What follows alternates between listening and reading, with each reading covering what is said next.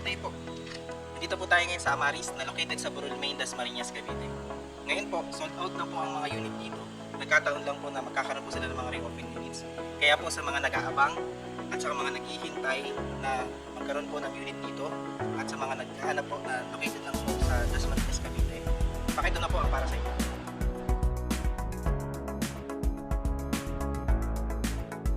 Meron po silang isang model unit dito sa Amaris, ang Eliana. At titignan po natin ngayon ang kanilang inner unit at ang kanilang inner unit. Ang inner unit po natin dito sa Amaris, ang Eliana model, ay meron pong lot area na 50 square meter at floor area na 46 square meter. Ang lahat po ng turnover dito po sa Amaris ay semi-complete. So tara po, tignan po natin kung paano. Before that, ito po, dahil 50 square meter po, meron po silang parking space para sa looban.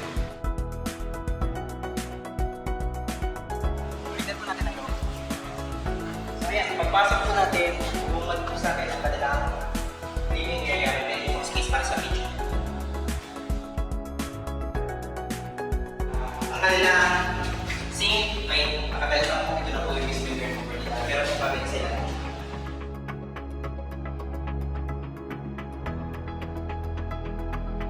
Kaya din po, meron po tayo station sa labas. Pwede nyo pong gawing dirty kitchen or laundry room.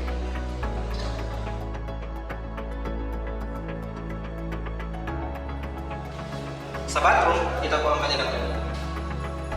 Nakatiles na rin po at fully painted po.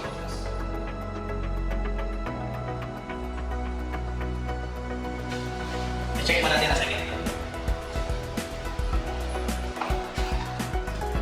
Dito po sa second floor, ito po ay provision for 2 bedrooms. Pero mapansin nyo rin po na fully painted na po ang kanilang walls at meron na po yung AC. So, kayo lang po nag-design ang pagkakalis na ito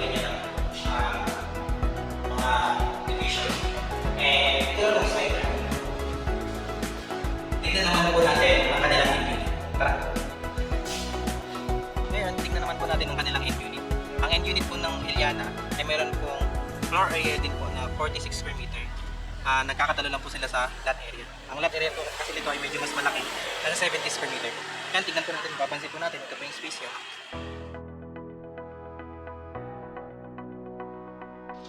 And dahil siya po ay end unit, meron po tayong extra space unit.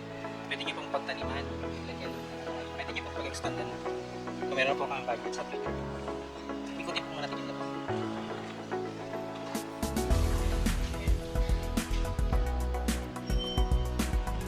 Tara, pasukin po natin yung lobbies. Saan tayo po idea na pwedeng gawin? Ngayon po, difference niya lang po sa ating mga inner unit. Dito po sa atin. Lahat po na makikita natin na dito sa unit na to, ganoon na rin po ang katulad po ng sa ating inner unit. So, ang difference niya lang po, meron po siya pinalagay sa unit. Because, ito yung yung space po sa unit. And then, unlike po din sa ating inner unit na naka-cemented po.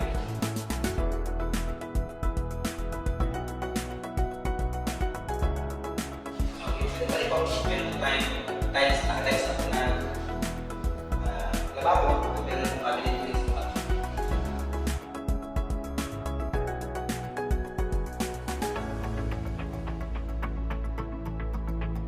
sa kailangan dito, yung kanilang dito ay medyo siguro.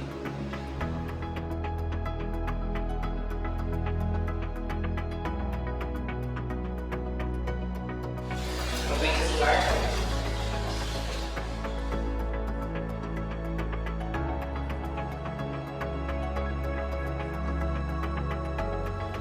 Ganun din, kapitin ko natin ang talas. Dahil po yung end unit, may bitawan nito ba yung center.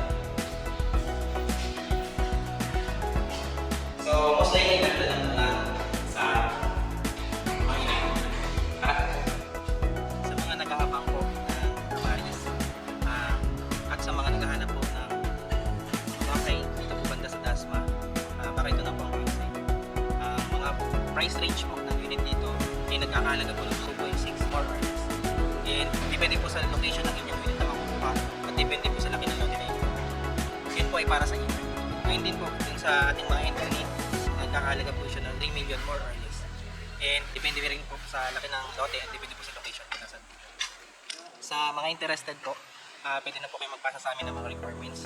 It is yung 2 valid IDs po ninyo, proof of income which is yung COEC or yung inyong payslip, and then yung proof of billing. And you can contact us sa number na makikita nyo po sa baba. Maraming salamat po sa panonood and